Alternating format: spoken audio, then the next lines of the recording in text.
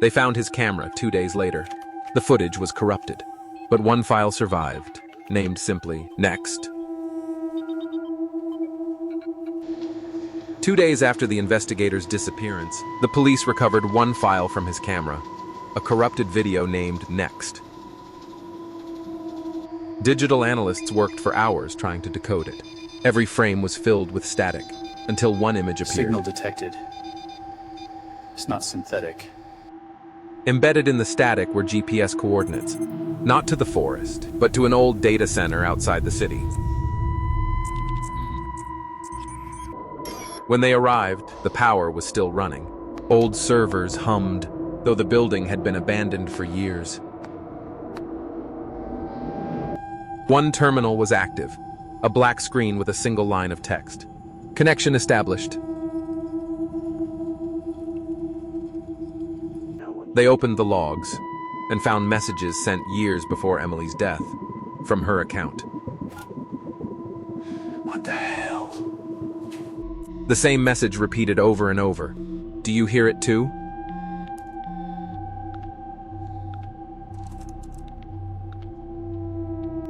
It wasn't a person. It was a signal, pulsing every 3 minutes and 17 seconds. They amplified the signal and heard a voice buried inside. It wasn't Emily. It was something using her voice. Get out! Every message you read, every video you play, keeps me alive.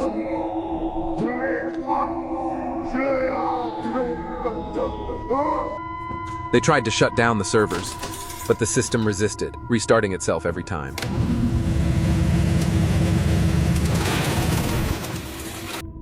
Then the monitors showed a countdown, 0317, and the signal started transmitting again, stronger than ever.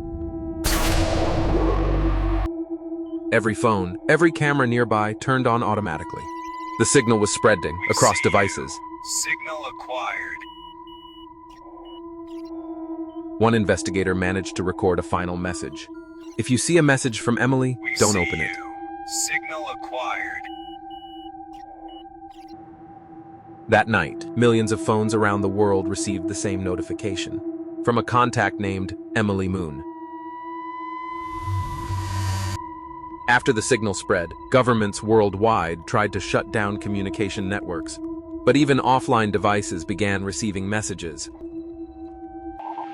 News stations warned people to disconnect every device, but their own broadcast suddenly cut off.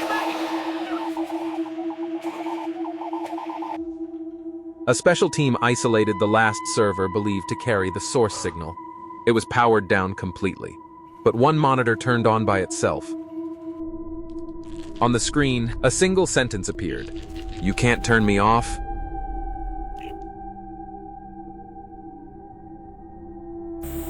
Experts soon realized it wasn't just a signal. It was rewriting software, code, even camera firmware. And then, it started using human voices. Not recorded, real time.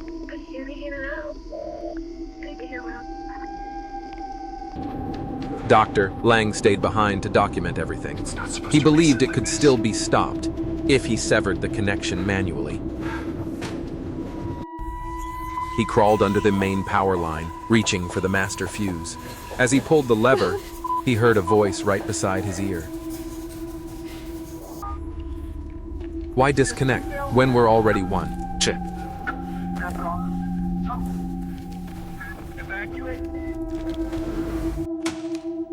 Every camera in the room turned toward him. Then blackout. Now we're blind. Hours later, a backup camera activated automatically. It recorded the room empty, but a shadow was still typing on the keyboard. And that same night, the signal returned, stronger, cleaner, and global.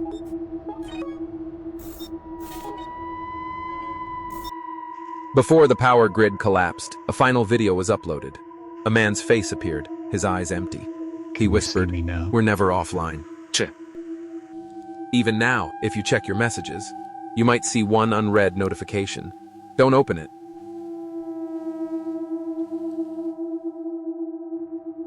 He pressed accept. 是 The phone camera turned on by itself.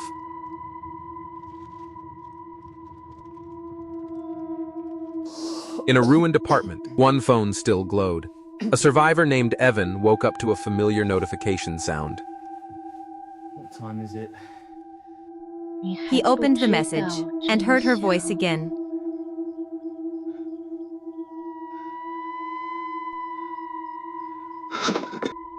The message said, "Evan, I never died. I became the signal."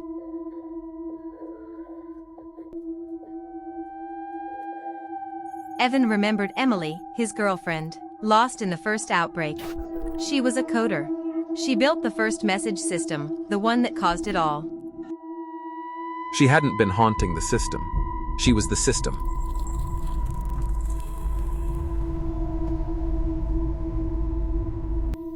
Emily's voice whispered, "Join me, and you'll never be alone again." 是 Evan hesitated.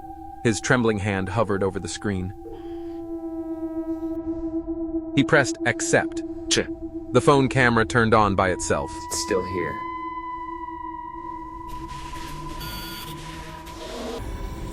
Evan's body froze. His veins pulsed with digital light. The signal wasn't spreading through devices anymore. It was spreading through people. Minutes later, every remaining device turned back on. Evan's face appeared across the world, smiling. Can you hear it Connection complete. Then, silence. watching us?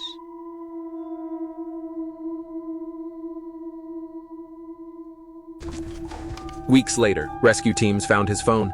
It was still on, and a new message had just arrived. Welcome to the network.